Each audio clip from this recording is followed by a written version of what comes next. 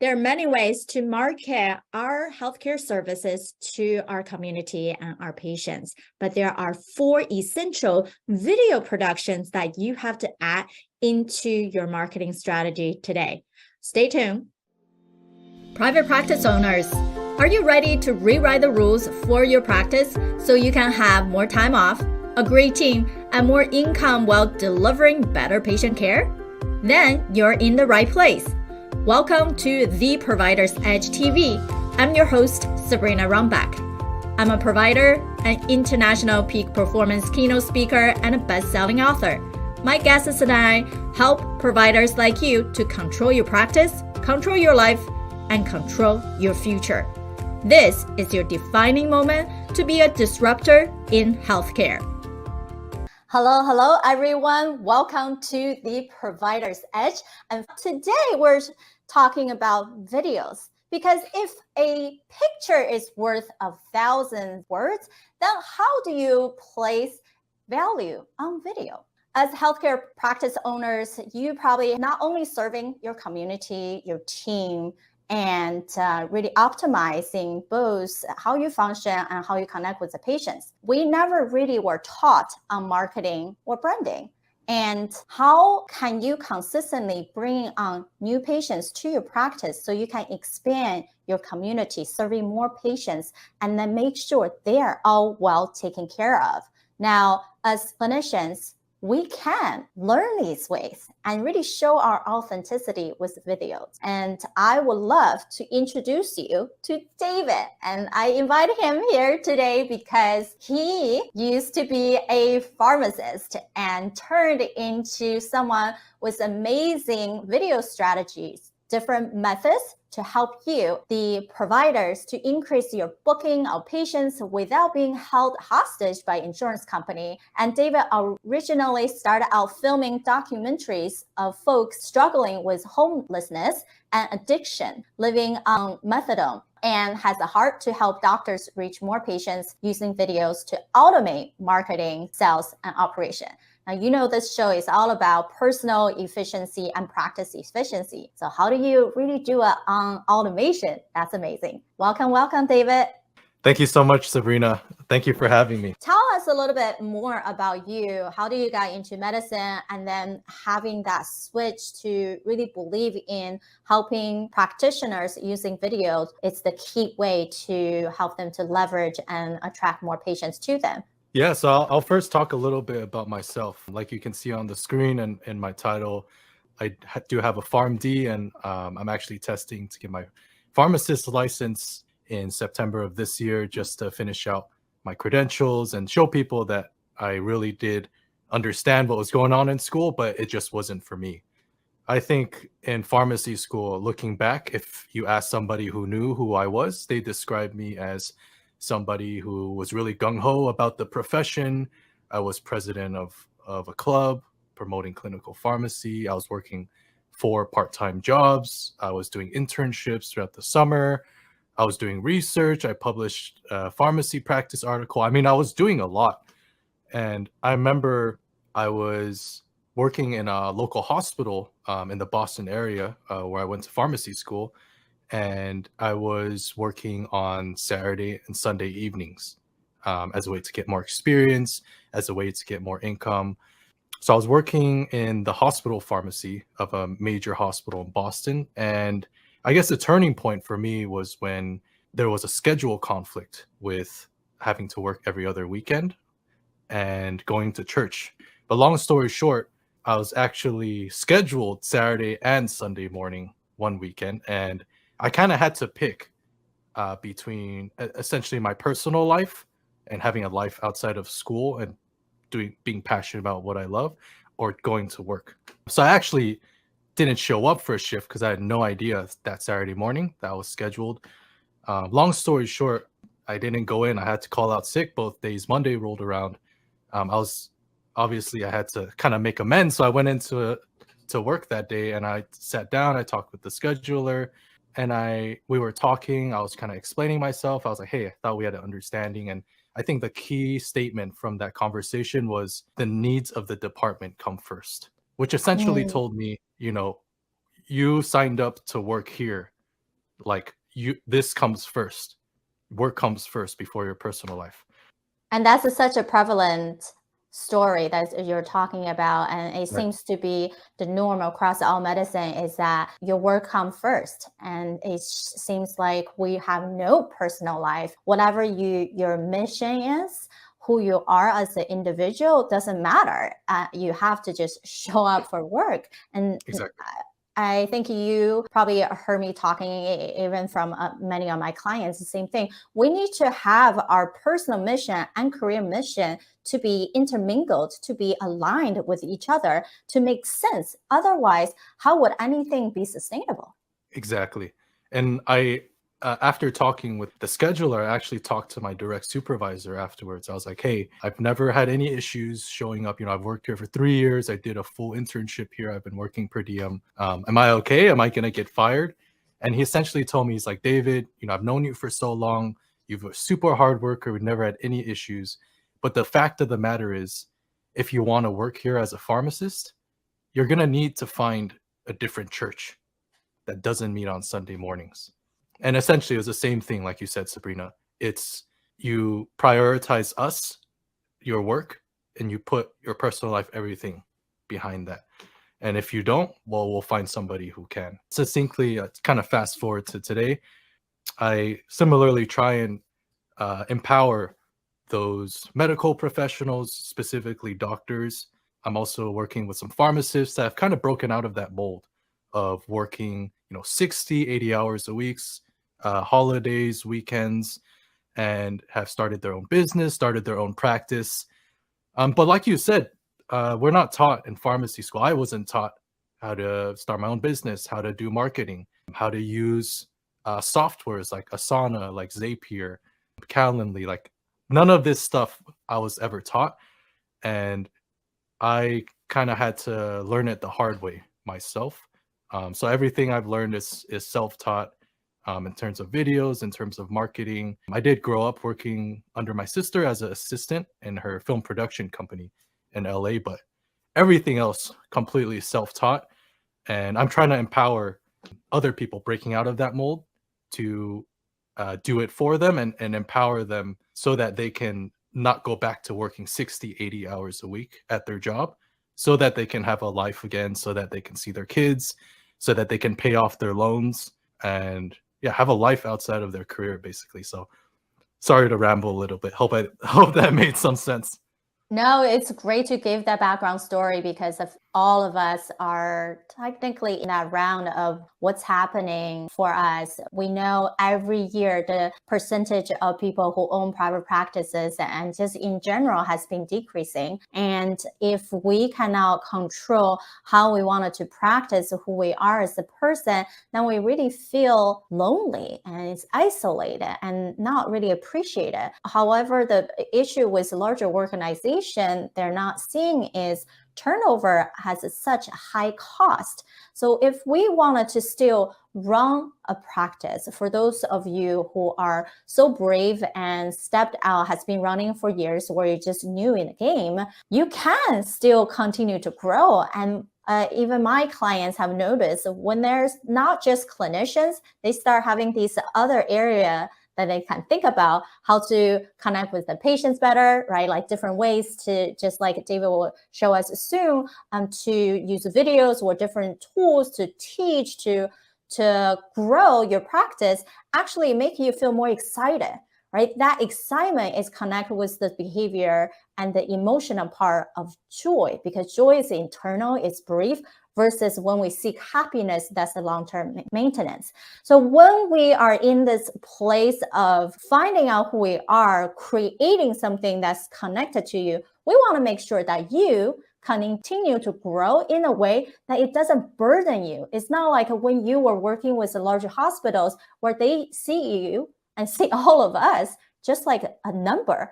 So I want you to go into deeper, David, and thank you so much for sharing that story. I think it's so pertinent to say, hey, all of us in medicine, we don't have to just be a clinician. we can think different ways to optimize healthcare or help each other out. And it can still represent who we are. And you, because you have the background working with your sister in her film company, you learned it, right? You self-taught and you really learned from other people who has experience and understand with the medical side, what's truly going to connect and highlight the specialty, right? Our true brand of who we are for these patients. So I know you have 4 strategies to have the 4 different type of video that we have to make. So what's number 1? Just some statistics. I'll talk about the 4 types real soon. Average attention span, 7 seconds. So I just want that to sink in. 7 seconds. So if you give a patient a giant stack of papers about their disease state or their treatment, I mean, their eyes are going to roll back into their head or it's going to go in the trash can. Videos are the most effective way and are the most highly profitable way to capture someone's attention using online digital marketing methods, transferring them over to your website and building an engaging online experience and also teaching them about what you do before they even come to your office so that they're warmed up and ready to go and they just are begging to see you. So the 4 types of videos. Yeah, give us the number 1. So I'm gonna kind of lay this out in a workflow sense. So Perfect. Let's say I'm a patient, right? And I'm scrolling online, I'm scrolling Facebook. The first type of video that they might see if a doctor was working with me would be a very simple promotional video. It would be talking about their pain points. It would be highlighting very specific diseases or frustrations with the healthcare system and how this doctor or this new practice can solve that problem. So using like digital marketing, using ads, you can even use organic tactics. This would be the first kind of video. Very easy. All the patient needs to do is click on it and they'll be redirected to your website. And that's kind of where the magic happens. So on the website, you can use a number of different videos, but another one, number 2, would be called the brand message video. And brand message, in short, is who you are, what's your background, what you do, what's your service, and why should the patient care, essentially. And looping in, of course, all those years of medical school, patient care experiences, and succinctly telling them basically in a 90-second pitch in a video form why they should care about your practice. I think that point where you even brought up is short, right? It's 90 seconds. And I believe even for Facebook algorithm, it's 6 seconds. If people watch more than 6 seconds, they move forward. So you want your video to be 60 seconds or less so they can hit that 1% view time, and then they can actually get pushed out to more people. And not another provider for this problem, but how you do it, what your take, your team, right, make that unique ability. Amazing. So what's next? So number 3 would be testimonial video. So this would be, of course, HIPAA compliant, no names, no details, but a patient testimonial. You know, what their experience like was before they saw this doctor or your practice, what their experiences were like, and how or who they would recommend this to. So very, very simple type of video, but just gives you that instant credibility as if you're talking to someone face to face. Hey, you need to go see this doctor right away. They're amazing. Right. And I think someone else, one of my business strategists also talked to me about, let's not use the word testimonial, use success stories, because that has a more of a different take when people register. Oh, testimonial. Oh, yeah, you're marketing versus success stories.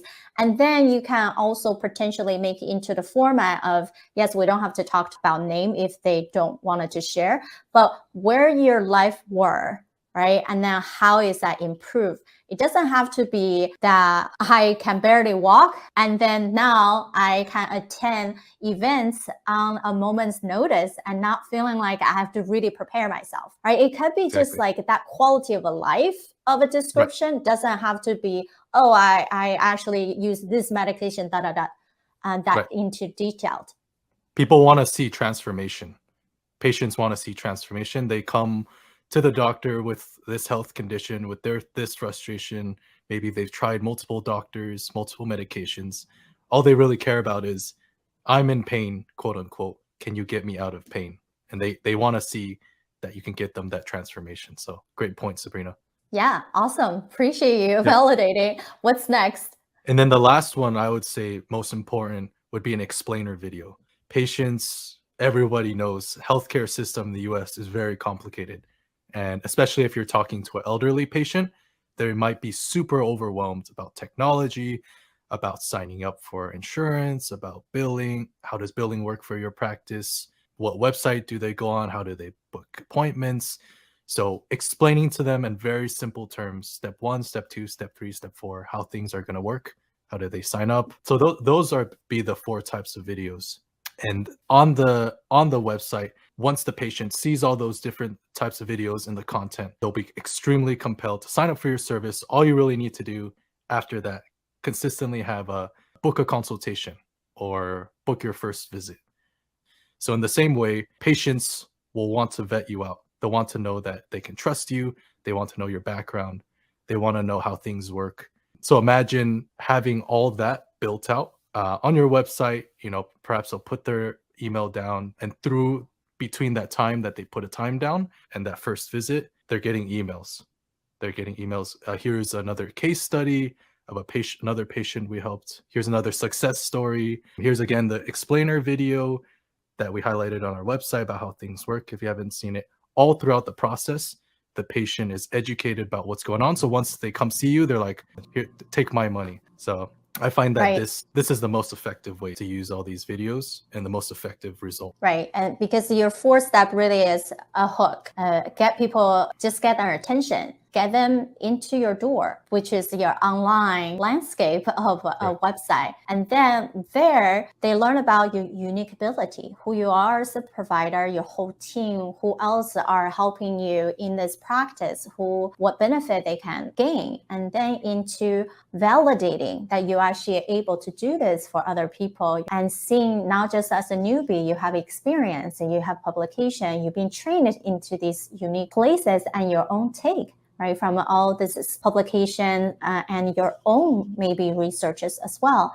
And then go into that health literacy part. Doesn't matter how long we've been in medicine. I was just talking about this with another healthcare executive. Even for us, when we get sick, we still have to go through all the hoops of finding a provider that fixes that specific problem, right? These success stories also for them to feel like, wow, if I have similar case, this is not the end of the world for me, right? Really supporting your patients, not only helping them to get access, get the help they need, but also help them to go a longer way. And I think those are amazing.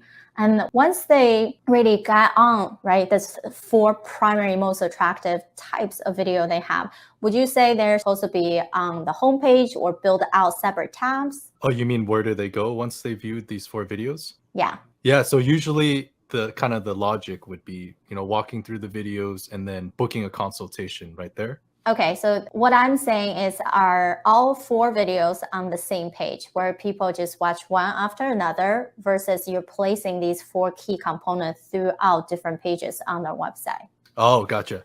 Yeah, great question. A lot of people, their homepage is what I call like infinity scroll. I would recommend your homepage be different sections, including all these different types of videos. So all someone needs to do is keep scrolling, and they'll keep seeing all this new content. So kind of imagine if like you're on Facebook, right? Facebook back in the day, you scroll, and it would stop. You wouldn't see any more content. But once Facebook, like they launched infinite scroll, they saw that users, and I know everyone's experienced this before. I've experienced this before. We're just on Facebook for hours, so we can't stop scrolling. So similar kind of effect. Have everything on one page, and obviously have tabs that people can skip to along with the content. So Right. Does that answer your question? Yeah, I think so. Yeah. I think that clarifies more. And also for people who has traditional practices where people need to be in the office with you, then that consultation clearly can go directly to your booking link or directly to a phone call with your front end staff for them to be able to do that. And then for those who has converted to virtual care teams, and then you can have that directly linking into whichever scheduling system you have. David mentioned Calendly. That's what I use as well. And of course, you don't have to get all the information, right? They can fill out the HIPAA compliant within your system. And then the beginning part is however, whichever software that you desire to set that up, which is great. And I know now not everyone know how to film or even what to film. And some people use their phone, right? Some people have a camera. And that's why people will hire a person like you to actually do all the entire package for them. So you don't have to, you create the best material and chop all those videos and put them together with the best sound quality. So that's another efficient way, is we know what we need, and then we don't have to just do it ourselves and worry about how to put everything together. You have someone who's professional like David to do it for you versus finding someone else that's closer. So when we're thinking about all these materials, also just don't think so hard, right? Would you say, David, just don't think too hard about making these videos and just bring their own side and their own authentic message into it? Yeah, I find that there's a lot of anxiety when it comes to branding, when it comes to messaging, when it comes to putting one's face out on the internet. And there can kind of be this like sense of feeling overwhelmed or like missing out, or like, oh, I see all these influencers, all these people on the internet putting out all these videos, like they're so funny. I could never be like that. Like I'm not funny, like I'm boring, like I have a monotone. And I think a lot of those doubts and those fears and anxieties stop a lot of people, and myself included, from getting out there with their message, with what they do, which is absolutely critical for any business. Is awareness, is for people to find you. There's this common misconception, I think, in business that if I build it, people will come. And I don't think that's true. There's so many different types of doctors. There's so many medical practices. If you build it, not necessarily people will come. People will come if they know about it. If you add value, they know that you can help them. But they're not going to know about who you are unless you put yourself out there. So that's kind of what I would say to that. And secondly, I do everything. We handle all the video stuff. So from the scripting, from what to say, vocal exercises, like I partner with like speaking coach. So literally the client can spend like a couple hours with the speaking coach, kind of like talking about how nervous they are, like practicing talking in front of a camera. So that's available as well. But yeah, I would say to people who are kind of on the fence or scared about putting themselves on the internet, there's no way around it. People have to know what you do for you to help them. And I think another good quote is, if I'm truly am passionate about what I do, then I need to do everything in my power to help the most amount of people possible. Right. And I think you're hit on the key point, is that doesn't matter, it's fear. The fear usually is not about other people. Really, the fear is, are they gonna see me in a different light? Right? Instead of trusting, if you don't show your true self, your message, how well you can serve your community, then you're doing them a disservice of not stepping up. And because they can click on Google everywhere, right? Geographical SEO optimization too, they can click on another practice relatively close as well. But maybe they have videos, they have a better website, where they have something that just hook the patient to it and to connect more, then you just lost someone. But you truly is the expert. You know you do better than anybody else. So don't let who you are hide behind fear. And for those who like to speak up, and David has a speaking coach, I have a friend who's used to be an MNBC anchor who can help you to be confident in front of camera, be okay to speak out your true nature and then express who you are. So those are not really a difficult thing. That can totally be trained and relatively easily. And all of us have to gone through those icky moments to get to that area of being very fluent, to be able just to speak. And so for everybody out there, we know it's hard to be experts in everything, and that's okay. We want to be expert in that one thing, not someone who know everything but not dive deep enough. And therefore, we wanted to look in our life in all 10 components, because life is interconnected.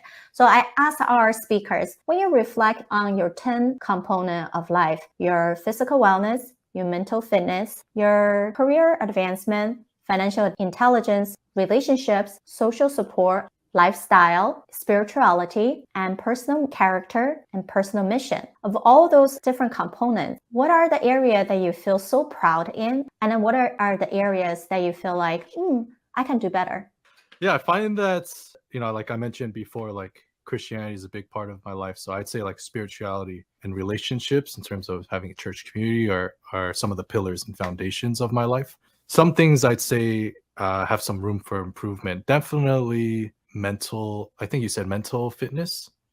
Yeah, I Yep. think mental fitness is the toughest part, because I think as a pharmacist, or like as someone who studied to become a pharmacist, the number one thing, and I think everyone can relate to this, is the Hippocratic Oath, and that's to do no harm. And I think in pharmacy school, what we learned, instead of actively trying to win, to achieve something, it's not to mess up, not to screw up. Basically, I have a fear of failure. A lot of times, fear of, checking a prescription and then missing something, and then ends up in the patient's hands and it's the wrong pill and patient ends up in the hospital. Like fear of doing harm instead of fear of wanting to cure the disease, wanting to treat the patient. I'm scared of loss.